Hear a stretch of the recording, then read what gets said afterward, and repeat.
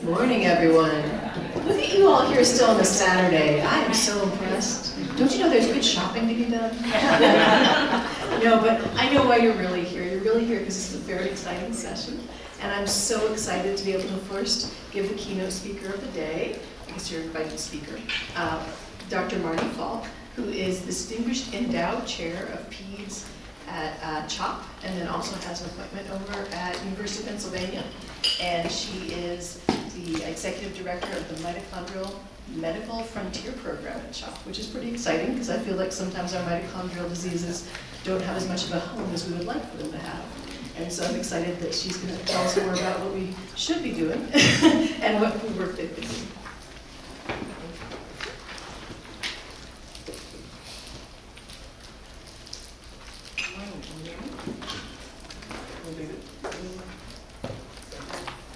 Good morning. Is that better? Yeah. Hey, good morning, everybody. Huge thank you, Dr. Anderson, Dr. Ronnie Singh, my personal hero, for inviting me. Just wonderful to be here today. Seeing some old CHOP folk here and some new faces. Really honored to be here at this really important meeting. I have a lot to tell you. My hope is that what you get out of this is that there is so much coming down the pike for mitochondrial disease therapeutics. So I'm going to show you more about the methodology and take you over how we're trying to figure it out and translate it back to patients rather than have you learn any one specific therapeutic. It's more about kind of the whole process. So let's get started. Maybe. Is it the hours? I'm very technologically jazzed up. All right. So these are just my disclosures. I work with a lot of different companies trying to develop therapeutics for mitochondrial disease, and it's a global community effort. So we have 3 objectives this morning. Really just to review, probably to this audience, this is very familiar, but to review the current diagnostic and therapeutic approach in mitochondrial disease, where are we now? To appreciate the utility of preclinical models to discern novel therapeutic candidates for mitochondrial disease. I always, I'm jealous of and make fun of cystic fibrosis, right? It's one gene, right? And they've got like, I don't know, billions of dollars of research and lots of great therapeutics. Mitochondrial disease, as you see, is over 400 different genes, a lot of them very recently understood. We're in a very different place. And then how do we actually move all of these therapies back to patients? We all feel this energy that is coming from families, right? Almost like the tail wagging the dog, let's get the therapy in yesterday, but how do we actually do it responsibly and safely? So of course, mitochondria are cytoplasmic organelles. They're becoming more popular, but they've always been there. About 2 billion years ago, one invaded another cell, multicellular life evolved. They were cyanobacteria that could handle oxygen. Of course, that fact has a lot of really cool stuff we're not talking about today, like mitochondrial transfer between cells. It was the original mitochondrial transfer, that allowed us all to be here, and they can handle oxygen. As this group knows well, there's many metabolic functions inside the mitochondria and really inside the cell. And the mitochondria is if there's an orchestra, mitochondria the conductor. There's very few metabolic pathways that don't go through the mitochondria. And it's almost like what isn't a mitochondrial disease, right? Fatty acid oxidation, kind of is. Urea cycle, yeah, that too. But when we think about mitochondrial dysfunction, we think about the respiratory chain, the electron transport chain, oxidative phosphorylation, taking the reducing equivalents from intermediary metabolism, NADH, FADH2, through complexes 1 or 2 to Q to 3 to 4. And that's where, of course, oxygen is reduced to water. Protons are pumped across complexes 1, 3, and 4 to create a charge separation, a potential difference, a battery. And that battery is powering complex 5, which is aptly named ATP synthase because it makes ATP, and energy is high energy phosphate bonds. And so it makes ADP and adenosine diphosphate and biphosphate, makes adenosine triphosphate. This is the system that when it fails, we think that it's mitochondrial disease. But everything else that the mitochondrial does is really important and needs to be considered. It's very hard when you're a geneticist who studies mitochondrial disease to have anybody on Earth understand you, right? So we've done a lot to try to make it simpler. And so I know the powerhouse, right, when I've given these lectures over the last 20 years, there's really nobody who's graduated a US high school, most high schools on Earth, but a US high school in particular, that doesn't know mitochondria, the powerhouse of the cell. But what that means, it's like a big steep learning cliff. It just falls off after there. So I think it's much easier to think of it like a battery, and that when you ask a mitochondrial disease patient how they feel when they wake up in the morning, they feel like if you look at your iPhone, that their charge starts at 20%. And that's a very nervous feeling that I think a lot of us could relate to, like what can I get done before my charge runs out? Whereas, all of us, have ups and downs during the day. We keep eating, right, to power our mitochondria. We sleep. There's a beautiful article yesterday in one of the major journals showing that when you sleep, it's really mitochondrial function that's so important, of course. And chronic diseases, so many disorders, from Down syndrome and other genetic conditions to common complex diseases like Alzheimer's and metabolic syndrome and aging, right, are mitochondrial diseases, and even death, right? When we die, we don't disappear.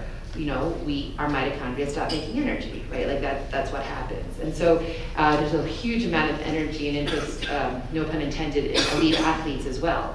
How do you perform even better? And so there's a lot of energy being built. I just saw the Cleveland Clinic, for example, is building a new initiative to open in a couple of years, just focused on like health and sports and elite athletes, even more. So a lot of this is across the entire population now. But in our world, we think about it when it fails in the most severe form. And when I started at CHOP in 2006, we were able to test for, I think, 10 mutations in the mitochondrial DNA. Of course, we're well over 100 confirmed pathogenic mutations in the mitochondrial DNA, and in all 37 genes. We have in 2006, Li Zhen Wang, who passed away in the past year, amazing work. She made the first nuclear gene available to test for mitochondrial disease. You probably all know that was Paul Gamma. Right? Now we're over 400 genes, and there's about 1,500 nuclear encoded gene products in the mitochondria are involved with it. So we have about 1,000 more genes to discover where the patients are. And these are primary mitochondrial disease. Primary means genetic based. Without going into the details, I love these little sketches, right? In a primary mitochondrial disease, there's something inherently wrong with the genetic code for the structure or function of the mitochondria. And that's driving all the other problems in the cell, literally. But when the mitochondria, in this example, the little child, the mitochondria, when there's something else that's wrong, but the mitochondria gets hit, it's still not working, right? Even if it wasn't the intended target, there's still problems. For example, our lab's been working to show Cockayne syndrome, premature aging syndrome, absolutely is a mitochondrial disease. So what is the clinical spectrum? Many problems. 20 years ago, we'd say if you have 3 or more symptoms that don't fit together in different organs, think mitochondrial disease. You could have just one problem. Of course, it could be just vision, it could be just hearing, but more than 90% of all patients have some sort of neurologic problem. And that's complicated because we have multiple nervous systems: central nervous system, peripheral nervous system, autonomic nervous system, gastrointestinal nervous system, and in most of these patients, all of these are major clinical problems. And so that's when families come to you still and they're like, well, how could one person have so many problems? On average, we've shown that each mito patient has at least 16 problems, major problems. And so how can that be? I give the toy doll analogy. If somebody brings you a toy doll and the arm fell off, and they bring you the arm, there's like a trauma. There was some sort of foul play. Something happened. But if they bring you the same doll and it's not walking and it's not talking and the lights aren't going off, what would you do? Test it? Test it. As a parent, let's just say, what would you do if somebody brought you a toy that wasn't walking and talking and the lights went off? Batteries. Thank you. So that's exactly the problem. So when the batteries don't work, they don't work anywhere, right? And to different degrees. And so the most common symptoms are weakness, fatigue, exercise intolerance, gastrointestinal problems, and balance, but it could be anything. As doctors, we want to treat kidney failure and stroke and blindness and deafness, but patients really want you to treat their ability to function, right? Weakness, fatigue, exercise capacity, balance, and that's where a lot of the clinical trials have been focused. So we've known, for a long time now, that multi-organ failure can happen in a mitochondrial disease, that it's an energy problem. You know, in the 1960s, Peter Mitchell got the Nobel Prize for figuring out how the electron transport chain works. And because of the advent of molecular genetics, we now know all the different pathways that lead to the final endpoint of the respiratory chain failing. I still love this review by Gorman et al. From 2016, because what it does is it shows you where the electron transport chain is. Of course, it's not quite in the right place, but you get the point. They all work together, they're on top of each other, geography matters, there's many, many copies. And in order for the mitochondria to work, you have to bring in nucleic acid, it has to be in the right phosphorylated form. You have to replicate and maintain the mitochondrial DNA. There's ribosomal RNAs, transfer RNAs, and 13 polypeptides, all of which make subunits of the respiratory chain. There's over 100 proteins that are involved as channels to bring things in and out of an otherwise impermeable membrane. There's a lot going on. And so which therapy, we have a much better chance of finding the right therapy when we know the root cause, right? And we know what part of the problem to go after. The genetics, I got to edit a book a few years ago summarizing the first 256 genes that cause mitochondrial disease. There's a resource for clinicians and trainees and researchers, you know, in one page. What's the history of the gene, what's the symptoms, what's the inheritance, what's the therapies, what models do we have? There's another 200 we're reviewing now for inclusion. And then there's also an electronic version, which is very helpful, because then you can just find it. But what it does is this gives legitimacy to the fact that these aren't what, you know, back in 2000 when I was in Case Western and Chuck Hoppel had cited and we would be looking at biochemistry, we never knew why anything happened. So patients would be given all these acronyms, they have MEMAS, they have Lee, they have Murph. But like a lot of the other causes, we didn't really know. And so the truth is there's so many different causes. And it's very helpful to think from a gene perspective. Over the last 11 or 12 years, there's been the Mitochondrial Disease Sequence Data Resource, or MSeq-DR Consortium, and this is free online. Jawu Guy and myself have been running it, and it's really to give you tools and a source for information for mitochondrial DNA, for nuclear genes. The number one reason people from all over the world use it is for phenotypes. You know, 200 plus syndromes, what are the features, you know, that we might see?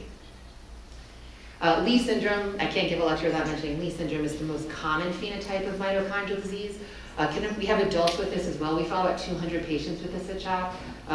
But it's basically, there's defined symptoms, but there's neurodevelopmental regression, metabolic strokes, you know, non-embolic strokes, basal ganglia, deep brain stem, high lactate peaks in those areas.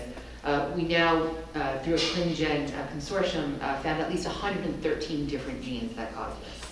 So this is just another example. There's common phenotypes from lots of genetic causes. I built the Mitochondrial Medicine Frontier program with my colleagues at CHOP, and the idea was to not just stop where we are with care, but to, you know, standardize clinical care, enable clinical research, and continuously do, you know, bench to bedside and back translational research. This is an example of how we do diagnostic testing. So everybody here has long known everything on the left, muscle-based testing, blood-based analytes, and urine. That's available broadly. But what we've also added to it is some more quantitative metrics to look at therapeutic modalities and how we might dose them. For example, oxidative stress is very common in mitochondrial disease, and one of the most objective analytes that we see is glutathione is depleted. I tell people glutathione is like Pac-Man, eating free radicals, and when the game is over and you've lost lives, right, you're done. Well, we never fully run out of glutathione, but it does become quite low. And so we can look at the total amount and then the active and inactive, the reduced and oxidized forms. And when that's low, we give a cysteine precursor, which helps boost the body's ability to make glutathione. Another test that we've developed new, these are CLIA tests now, clinical tests. We have a biomarker, alpha hydroxybutyrate, which we see high in some mitochondrial diseases, just like GDF15. And that comes on the ketone body panel, which we don't actually see ketosis in mitochondrial disease, but what we see is the ratio of beta hydroxybutyrate to acetoacetate. Even when there's normal levels, that ratio is high. And that ratio reflects abnormal redox, so too much NADH relative to NAD. When we see that, we give NAD analog, so we give niacinamide. And we give that to try to normalize the ratio because that ratio controls about 500 redox reactions in the cell. And so we're trying to improve cellular health. We've also done development of newer tests, MRI-based tests, in vivo tests. We're developing a nanosensor that measures tissue oxygen and lactate levels. We're already in clinical trials. A breath signature of mitochondrial disease. So other ways that you can look at somebody. Well, you can't look at somebody and know it's mitochondria, right? Or how well their mitochondria is functioning, and we're trying to build that capacity. This is just an example of the nanosensor. We're using pupillometry.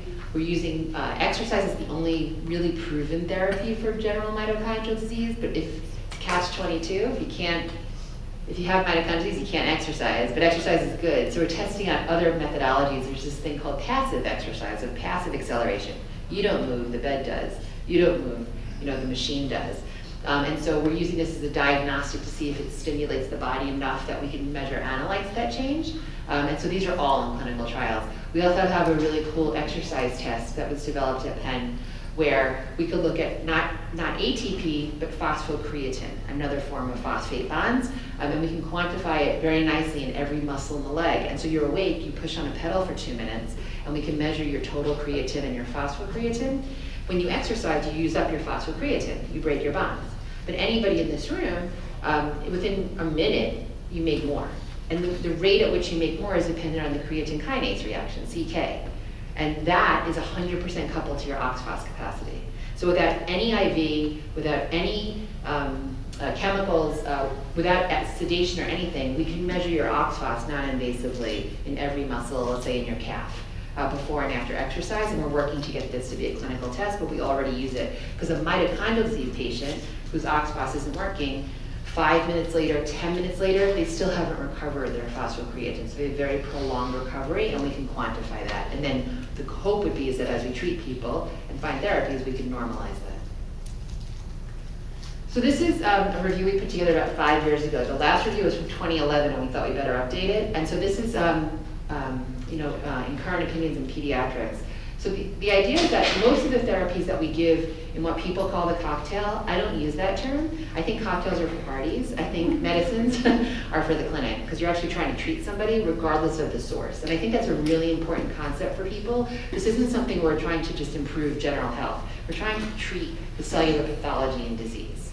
And so multivitamin, B50s, which are often cofactors for many mitochondrial reactions, just to get to the RDA, CoQ, and I'll come back to this, and different antioxidants. And in our laboratory work, we've seen that the CoQ, the antioxidants, they actually have objective biologic benefit in these diseases. The question is, how much do you give? How well is it tolerated? So these things are pretty well tolerated. And then depending on what other symptoms or problems are present, we add on other things. So complex 1 deficiency often has the redox imbalance, and so we might use nicotinamide. Riboflavin is a cofactor for complex 1. In primary lactic acidosis, thiamine or biotin, and so on. So there's certain things that we use, and most of these are handled very well by patients. In Lee syndrome, this is controversial in some places, but we think the risk-benefit balance is much on the side of using amino acids like arginine, which the community has enormous experience with, and some are using citrulline because Fernando Scalia has shown it's an even better nitric oxide donor.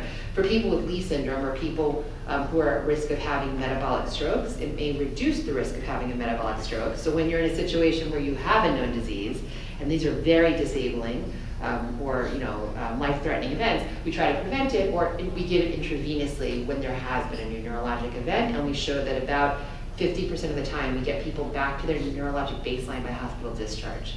So these are all biologically active compounds. So let's move on to the preclinical models, where all the future's coming. So you certainly can use, mouse. I'm not a huge fan of mouse. We've used it a lot for the CoQ deficiency state, because when I started, that's all we had. And there are some mouse models of mitochondrial disease, and the problem with mouse is they don't have huge litters. They're very expensive. They're slow. And again, not everything that you find in a mouse is recapitulated in a person. So we thought we'd better develop some other models that, again, it may or may not be representative, but we can move faster. So for example, worms go from an egg to an adult in 3 days. Each animal has 300 offspring in 3 days. Their whole lifespan is 2 weeks. So in a week, you can have millions and millions of animals. So you could do a whole lot there, and the communities for these are amazing, and now we can create patient-specific mutations in either one. And we've also figured out, and I'll show you how to do mitochondrial DNA mutations in the zebrafish, which is unbelievable, and we could have it in 2 or 3 weeks. So I went the first 20 years of my career without any models, and now we can make any model we want. That's a game changer, right? Not just for what we can do, but what we should do, right? Now that this is all possible, and it's due to things like CRISPR and base editing, that this is all feasible. Fish are not great, like in terms of mammals, they take about 3 months to become reproductively mature and have more offspring. But instead of having 5 or 6 animals per litter, every week, once they become sexually mature, a male and a female zebrafish have 100 offspring. So if you have a bunch of pairs of fish, you have hundreds and hundreds and hundreds of animals to test. That's pretty cool too. And they go from an egg to a fully formed animal with a beating heart and flowing blood in 24 hours. So when we create a model, we have these unbelievable animals, to study, and I'll show you how that's useful. Patient cells have always been useful in metabolic diseases, always. They're even more so now. There's so much we can do with them, and I'll show you that. We can make stem cells out of them, we can do biochemistry in them, we can do multi-omics in them, and at the very least, if you have a patient with a disease and you're thinking of giving them a therapy, you could make sure that the therapy doesn't kill their cells, right? Because that would probably be like a showstopper for wanting to move forward. So what we do is we take these different models now, we figure out where the conservation is and where the best information might come from. We test individual compounds, working with companies, drugs that people suggest, nutritional products, natural products, genetic libraries, and we think about outcomes. We think what the FDA wants. The FDA wants to know, in order to approve something, that you're improving survival, function, or feeling. I have no idea how they're feeling, I want to be honest. But we can definitely improve survival and function, and that's very objective. And then I'll show you in the last part of the talk, we try very hard to bring it back to patients and to involve patients in what are important outcomes to them. So we've developed this concept called therapeutic cross-training. As I was telling Ronnie last night, I've gotten more into running. And when you're running, you don't just run, right? You swim, you walk, you bike, you pray. Like there's a lot of stuff that you do besides just running. Well, if you're getting ready for a therapy for a patient, you want to test it as much as possible and have as much knowledge as you can about its safety and efficacy. So you might start in the worm, move to the fish, end in the cell. You might go to the mouse. There might be other reasons. But the idea is to get as much information as efficiently and cost effectively and timely as possible to convince yourself that you're moving in the right direction. So now what we're able to do is we're able to do screens in high throughput, not just in the cells, but in the worms, and we're moving towards the fish. And so there's different assays you can do in each one, but the idea is that we look at the effects on, are they able to survive, with these therapies? Because sometimes, like, our major assay is a stress assay. Okay, they're less stressed. Well, dead is less stressed, right? So we're looking for things that like enable survival, enable movement, but reduce stress. And so these are the types of things now we've gotten from our first screen, took over 2 years to develop, where we can do an entire screen in under a week, probably in under a day soon. So now we can screen so many different diseases and not treat everybody the same. So worms we've been working on for a long time because there was a complex 1 mutant worm and nuclear subunit. Complex 1 is a big subunit, big complex. It's 45 subunits, like a Lego house. And this subunit, NUFS2, was mutant in a worm from Phil Morgan and Mark Sadensky at Case Western that I started working with very early on, nearly 25 years ago or more it was discovered. And it goes through, again, from an egg through larvae to an adult in just 3 days. And so they call this gas 1 because it was general anesthetic sensitive. So you know how some complex 1 kids are sensitive to anesthetics? So were the worms. And so we were really interested in that. So then you can say, well, these worms are short-lived.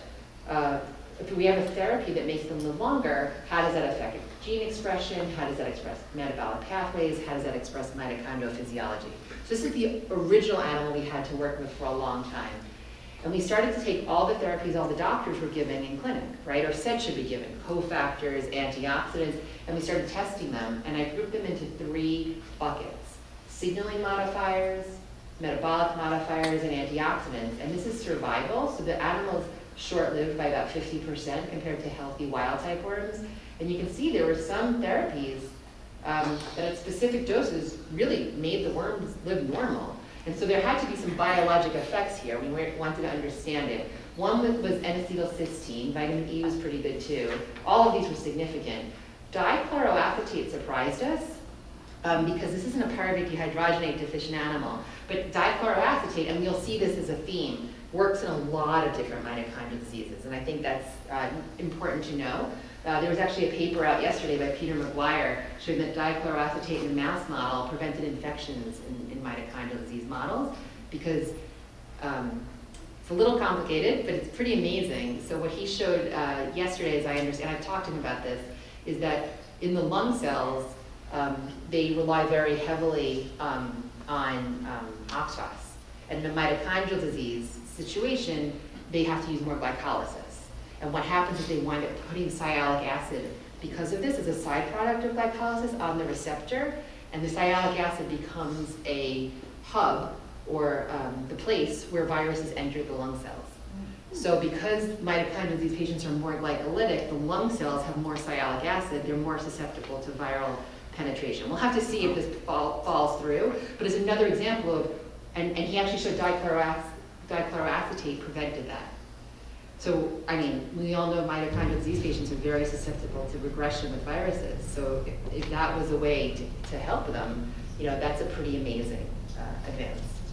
But this is an example where we took dichloroacetate, or here it was glucose itself.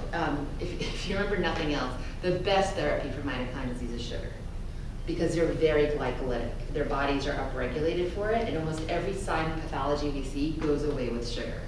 Of course, there's good sugar, and there's bad sugar, and so a lot of patients will be sitting there drinking Dunkin' Donuts and sodas, and we want them to have lentils and healthier types of carbs, but nutrition is very important in mitochondrial disease and not well enough understood. But let's just say that when we combine the glucose, the N-acetylcysteine, and we gave niacin, because that's an NAD donor, they live better than normal.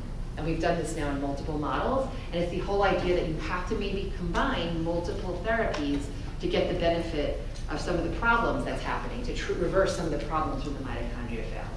This is an example where we took that same combination therapy, glucose, nicotinic acid, and N-acetylcysteine, and we put it in zebrafish exposed to a complex 1 poison in the mitochondria, where their brain dies. So this is the nice golden brain of a zebrafish, and this gray is sort of like a metabolic stroke, and happens in just a few hours when they get rotenone.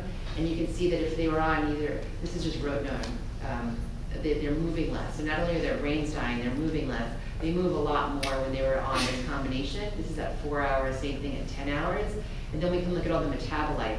Lactic acid doesn't go up as high, lactate pyruvate ratio is preserved, ATP doesn't fall, glutathione levels are restored. So these very basic physiologic targeted therapies probably have a lot of good. And I call these really cellular therapies. You're trying to add resilience and prevent the cells from decompensating. And the reason for this is, I think of the mitochondrial respiratory chain as a black box that's making lots of products. It's making energy, making free radicals, and it's making NAD. And so when the mitochondrial respiratory chain isn't working well, all of these things become deficient or problematic. But there's also a lot of energy and a lot of thought into developing therapies that don't just treat what's happening inside the mitochondria, it treats what's happening in the cell in response to the mitochondrial problem. And this is very consistent, again and again. When the respiratory chain is not working, you have very similar nuclear transcriptional and post-transcriptional effects.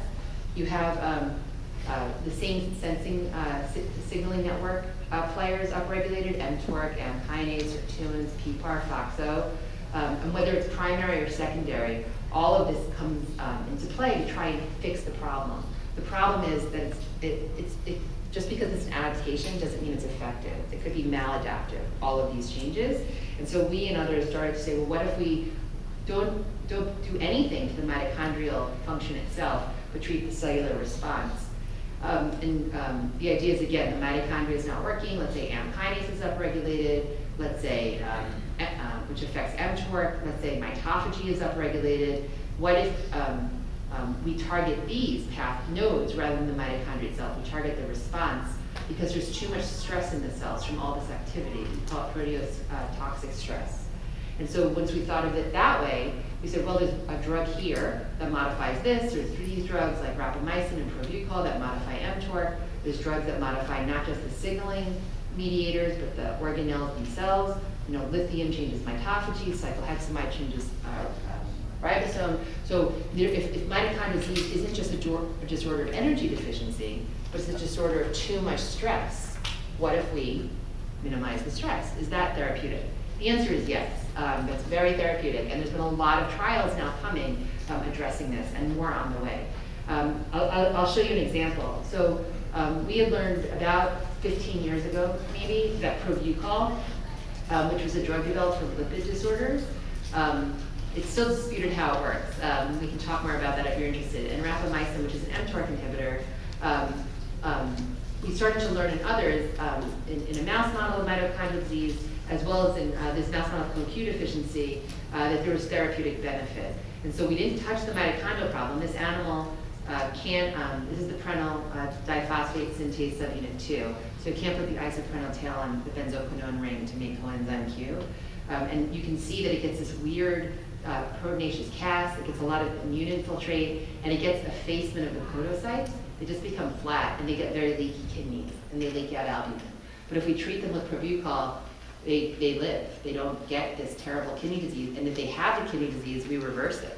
So it's just remarkable. This is just entering now mito patients. It took a long time to get there, but the concept is, you know, we didn't touch the mitochondria itself. We touched the cellular signaling pathways that Probucol changes PPAR signaling and AMP kinase signaling. And then we were able to take the same therapy as well as rapamycin to the worm model I showed you, and it made the worms live longer. And we took cells that were treated with the halfway toxicity, you know, the EV50, or nearly 100% toxicity. And even in those situations, this is rapamycin, we were able to get cells to live. And they wouldn't just live, they looked healthy. And again, here's that zebrafish with the nice brain. And when they get rotenone, they get this terrible brain. And here you can see that with Probucol, we prevented brain death. So it's showing us that it's not just what's happening in the mitochondria that's the problem with mitochondrial disease, it's what's happening in the whole cell. And so now, there's a lot of therapies coming. There's been 2 PPAR delta trials that failed, unfortunately. Those are focused on myopathy. Rapamycin has long been disputed now, over a decade, and we have a first phase 2A that Dr. Matthew Densko at CHOP is running in complex 1 patients now. So it's an FDA-approved, you know, early trial for us to start to look at whether it's safe and effective. And there's, again, a lot of other therapies that we may or may not want to use these exact molecules, but it's showing us there's definitely a path to therapeutics. And wouldn't it be awesome if we had a lab test one day, just like when somebody has a urine infection and you see which antibiotic works, wouldn't it be great to predict which is tolerated and potentially effective? So this is my hope, that in the next decade we get there. This is something Ronnie has been helping us with. So just as another example, and then I'll zoom a little faster after this, but we all know there's lots of tRNA synthetases, and I call those the fishing rods that pull over the right amino acid when translation has to happen. And so you have one for each amino acid, and you have a whole set in the cytosol, and then you have another whole set in the mitochondria. The Rs1s are in the cytosol, the Rs2 are for mitochondrial translation, and there's 19 of those. Most have neurologic problems, some have cardiac problems, and so the question has long been, well, should we just give more of the amino acid that they're pulling over? Is it a stoichiometry thing? Do we just need to give them more? And it's been very confusing. You can find lots of case reports, and it's all over the place, and nobody knows which amino acid should we give, how frequently should we give it, what dose. Like for phenylalanine, should we just give as much as we want? Could there be any toxicity? Are we preventing the transport into the brain of other amino acids? So once you start looking into this becomes a very complicated problem. But when we put it to the worms, we knocked down every single one of them in C. elegans, and we did this fairly quickly, and we were able to show that every single one of them makes the animals not grow very well, not move very well, and be very stressed out.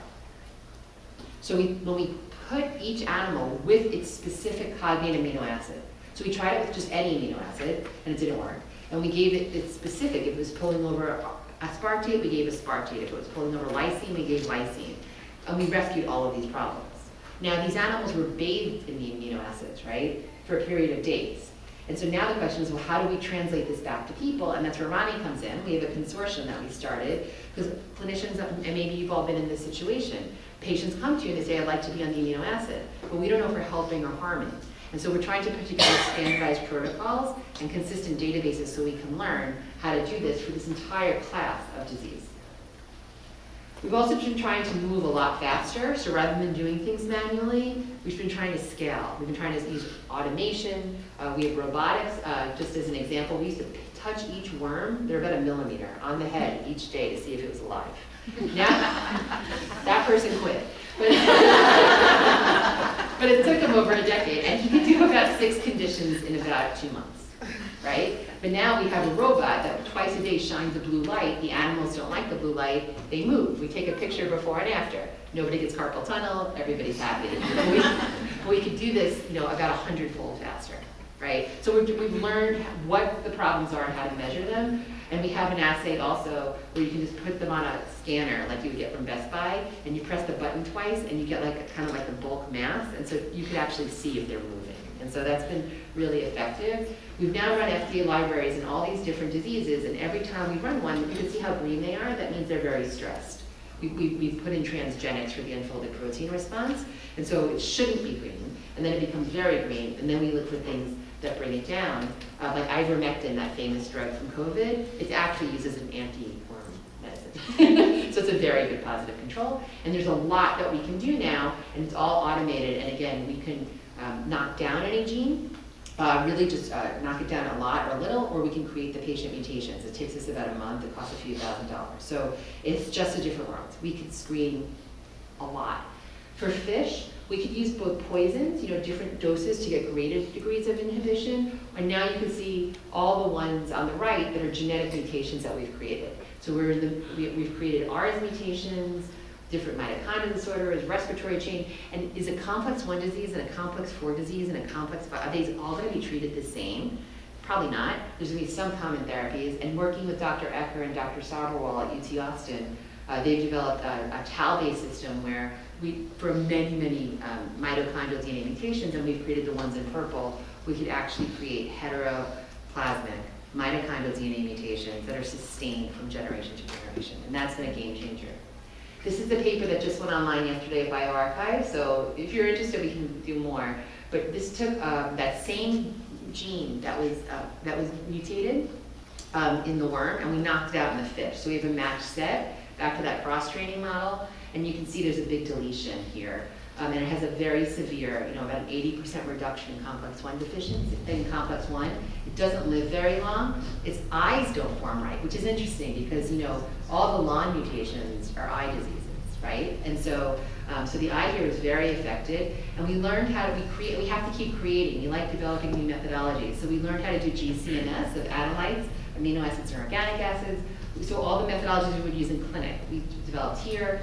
We do transcriptome, and we started to look what was wrong, and 1-carbon metabolism was abnormal. Again, we always think about folic acid and folinic acid to get into the brain, but this animal clearly had abnormal 1-carbon metabolism. It also had a liver disease, hepatomegaly, steatosis, and when we gave folate, that was normalized. So these models can really help us, right, get to, 1, why we're doing what we're doing in the clinic, right, and say there's actually objective benefit here, or harm, and 2, to really better understand the diseases. We have a lot of fun, so we can now put the fish in the MRI, and so we can do MRIs on fish, and now we can keep them alive in the MRI, and we can do NMR and PET scan. So there's a lot of really cool stuff you can learn. Again, I'm a bit of a tech geek, and this for me, this is really fun, because the larvae are only 3 millimeters, the adults are about 1 inch or 2. So the fact that we can do this is just cool. And just like you would take a mouse and run it on a rotorod, we can take the fish and put it in this tunnel and swim it, and see how much you turn the current up and if it can still swim, and you can measure how much oxygen it's using. And so this we just figured out, we're just finishing getting ready to submit this. This is, to my knowledge, the first in vivo data. This is SURF1 zebrafish, so it doesn't assemble complex 4. It has an 80 to 90% reduction in complex 4 activity. Its glycolytic rate in vivo is 2-fold elevated in the brain. That's cool. Like I love that, because I'm like, we always wanted to know, right? They're more glycolytic. These patients crave carbs. How much upregulated is it? We also are developing these sensors, just as an idea. That fish is just a couple inches. That was the biggest version. The sensor is now about a quarter of the size. And so we're able to look at how much oxygen is in the tissues of the animal before and after exercise. Human cells as well, I won't get into. There's so much you can do with them now. They're very valuable. The fibroblasts, of course, for genetics and for profiling, but there's other cell lines as well. PBMCs, make hybrid lines to look at mutations. There's a lot you can do. This is an example of how we showed dichloroacetate wasn't just good for pyruvate dehydrogenase deficiency. It was very good for FBXL4 disease, a disease that our group and others, I think it's been like 14 years or so since we've known about it. High lactic acid, lots of mitophagy, but when we gave these animals dichloroacetate, they did a lot better. This is an example of a lot of different therapeutics, a lot of different models. Again, these are things that would have taken us 10 years, right, to do one of these, and now we can do a lot. And then we also work with companies, so it's not just ideas that we have. Companies say, oh, if you have a model, hey, I have a drug, do you think it could work here? So now it's like matchmaking. So this was an example of sustaining by tartrate. There was a clinical trial going on. We asked for permission to do an investigator-initiated study. The trial failed, but we actually found this had some therapeutic value, but a very narrow therapeutic index. There's now a new version of this that's coming down the pipe by the same CEO in a new company, and we'll see how that does. This is something we've been working on for over a decade. These are the flavonoids that come out, like the epicatechins and the hydroxysterols. There seems to be no adverse effects from these. These are the ones that come from chocolate, which is very exciting to families. But in all of these different models, they improve, there's different versions of them. They can improve survival, they can improve activity, they can reduce stress, and you're talking nanomolar potency. This is an example of a drug that it's in clinical trials now in MILAS. This is a soluble cyclic GMP agonist that's supposed to improve nitric oxide levels. So it's in MILAS, but we thought this should potentially have value with many other types of mitochondrial diseases, not just in the brain, but on the whole body, including other neurologic disorders like Lee syndrome. And so we tested many, and this paper should be out this weekend. So there's a lot of value, where these therapeutics could work. And then this is another example that we did, more than 5 years ago, where a company had used AI to predict therapeutics, and then they said, can you validate them for us? And of course, most don't validate. So I don't want people to get too excited about AI. AI is important, but then you still need to prove it right before you jump into the patients. And so these are the therapies that we've shown, and I think, I didn't get into all of them, but there's, I think, real biologic value here. And I think we just as a community need to say these aren't cocktails, right? These are therapies, and wherever we get them, right? Like that's the point. These could have, a life-altering benefit, but we need to rigorously assess them. And I'm out of time, I'm so sorry, but I just wanted to show you that we're moving a lot of therapeutics. We have a lot of data systems to track real-world data from the clinic and utilize that to track outcomes. REDCap-based patient-reported outcomes, physical therapy-based assessments. We've published all of this. And so now we could really start to quantify what patients are reporting they experience and what's important to them. One in particular, Dr. Zolkowski Cunningham in our group developed is the MM-Post, which is a 5-component assessment of myopathy and mitochondrial disease. Mitochondrial disease is not muscular dystrophy. It is not all about the 6-minute walk and CK. There's muscle strength, fatigue, balance, exercise intolerance, and dexterity. These are all affected in mitochondrial disease myopathy, and we can quantify it, and this could be a clinical trial outcome that the FDA is considering. And so all of these, I'm very proud to say, are now in patients. And so it took a long time for us to change the model that we're just waiting for phase 3 studies, with $50 million trials that somebody had. We're now starting to put in very early stage, first in patient, structure function studies, early phase 2A, and starting to see, for example, I'll give you one example, a company was developing IV CoQ for brain tumors. And they said, it seems to be working, and there's no harm. Do you think we should give it to mito patients? And we're like, yes. Because oral CoQ has such poor bioavailability. And so when they gave IV CoQ, we gave it to the first CoQ deficient patient, and they showed last month at the Mitomedicine Symposium that our group that she started walking downstairs, without holding on, and her balance got better in a matter of weeks because now she had drug getting into her brain. So these are an example of now you have the models, now you have the outcomes, now the companies come, and hopefully we'll have better therapeutics. And it's working with pharma, it's recognizing we need better ways to bring things forward. And this, I think, is the last slide. So that when we have rare disease patients, and of course we think about genetic disease, but there's many other types of rare diseases that are out there, we need to be thinking on 3 lines simultaneously. 1, what models exist or could we make? 2, what treatments exist or could we partner with? And 3, how do we get the patients in clinic from day 1 to think of themselves as clinical research patients? So that we don't know if these therapies are working, and we don't want to submit them to a lifetime of we don't know. We want to be able to test, right? And we want to be able to do it objectively, and we want to do it as efficiently and safely as possible. And so I think all of this comes together with the idea that there's a lot we can do, and then partnership is going to be essential, to move this towards being available. And so miter disease is heterogeneous. It exists, it's real, it's quantifiable. There are primary and secondary miter diseases, and the hope is that these will get approved in the primary miter diseases and then be available, in the secondary as well.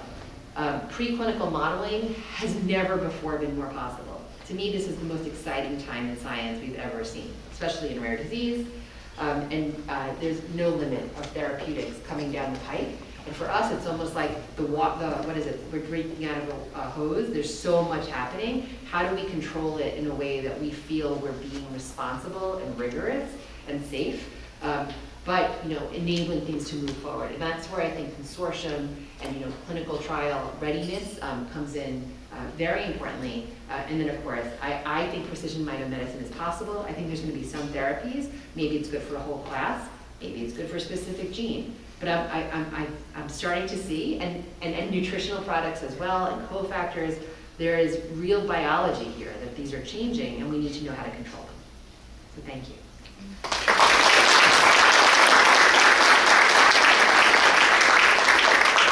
Thank you so much. That was absolutely amazing.